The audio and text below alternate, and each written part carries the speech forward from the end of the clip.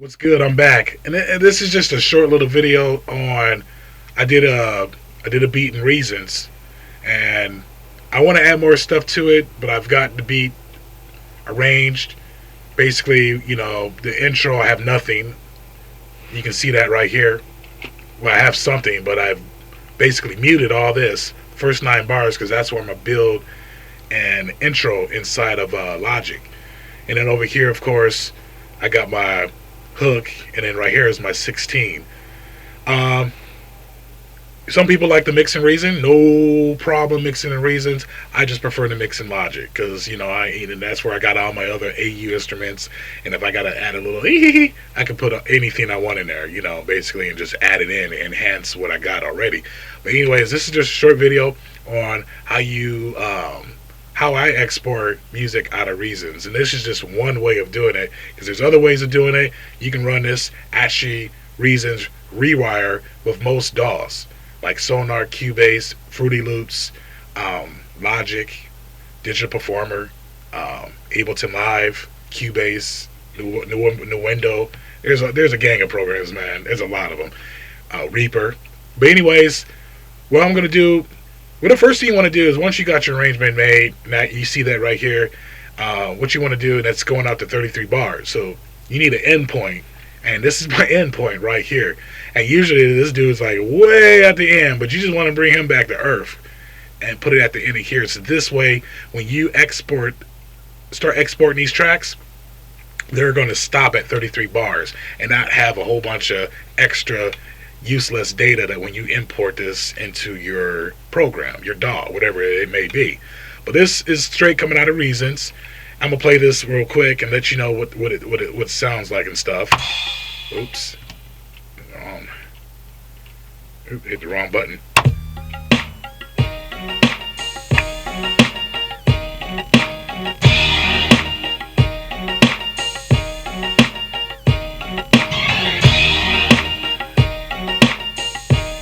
That's enough. Anyways, that's what I'm going to export. First thing I do is grab the first track, which is the sample that I use from a chop from a West Coast kit. Right there. And another thing that you want to do is I make sure everything is zeroed out. Let me pull that up here. Here we go. I usually go to the mixing board on Reasons and just make sure everything is, at zero. Everything. Your tracks, which I ain't got a lot of them. This beat's, only made with a few tracks so far. Everything's zeroed out. Everything's looking cool. So you play it back. You go back to the other screen here. There we go. So at this point, what we want to do is we got left, right set.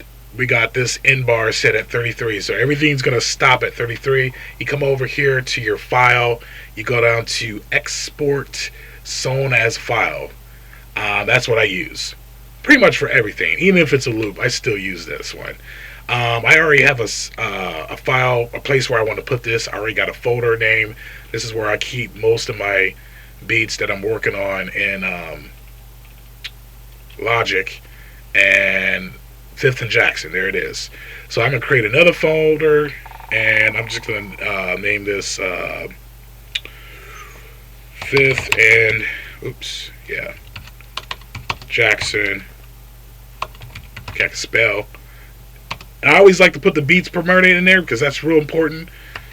Beats per minute, because you don't want to export a song and be like, oh man, I don't even remember what it is. They have to go back and look, or be in another studio and don't know. There's other ways to find out, but why go through all that trouble? Just put that shit in the beginning, and you don't. That way you won't have any issues and create your file.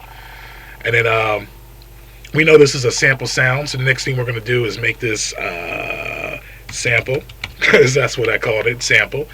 And this is where you want to choose your format. AIFF is Apple, Wave is usually PC. Apple can read both, and I'm pretty sure PC with most programs nowadays can read both as well. I like to use the AIFF files, so that's what I'll do. Sample, boom, boom. We're going to save it. And it's going to ask me, sample rate, 44 or 16, and that's CD quality. Now, when I import, what I like to do is this is one thing, I talk to some old school audio engineers, because there's a lot of people that will do sampling rates and way higher. Now, when you do sampling rates and way higher bit rates, it's supposed to be cleaner. It is cleaner. A lot of people can't tell by ear, but it is cleaner. I used to do 48. I've done 88, 96. I can't do 192 because I have a project mix made by M Audio, and they won't let me go that high. The highest it goes is 96. But I talked to some dudes, old school, and they thought I was crazy for even asking the goddamn question about, is it cool to record in 96? And they're like, why? If you're working in a home studio, when you record in the higher bit rates, it basically eats up more hard drive space. And ultimately, at the end of the day, you're going to end up in 16-bit or CD quality, which is 44:16, and eventually to an MP3. So from that day on, I stick with 44, and I kick it up one notch by going, oops, I'm laying on the dang thing, the board. I go to 44 and I go up to 24-bit. And then afterwards, when I've done my arrangement, I mix and all that stuff, I'm ready to export the song. It's done. I'll export it and throw some dether in. I'll talk about that on another video. But anyways, back to the point. We're going to export this sample right now, 4424. Boom, right now, export. And it does it pretty quick. See the little icon. And that's it. And then you go on to the next track. Your congos. Export. Type in here congos. It's already got the beats per minute in there, so you don't have to put that in again because it's in the folder itself name. Export that one. And you go so on and so on. This is the Kong, so I gotta go down here and mute all these and play and export each one at a time. This is my snare. Okay. And this is just a quick video. Didn't mean to make it that long, but I had to get my point across. Anyways, y'all can get down and do this, and I'll put some other videos up showing how to use Rewire. And I used to do Rewire all the time, but I'm finding out this way is a little bit more, I don't know, depends on how you're doing it and what you're doing and what you're using. I like to sometimes start off with Reason. Sometimes I start off with Logic. Yeah, so it's really up to how you're approaching making your beats, But anyways, I'm out, man. Peace.